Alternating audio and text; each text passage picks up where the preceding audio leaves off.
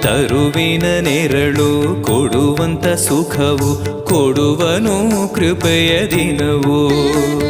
ಸ್ಥಿರ ಇರುವ ಮನ ಎನಗಿರಲಿ, ಶರಣಾಗತಿ ಎಂದು ಬರಲಿ. ಭಗವಂತನ ಪ್ರಿಯ ಮಗನಿವನ, ಸಾರಿ ಬದುಕು ಇರಲಿ.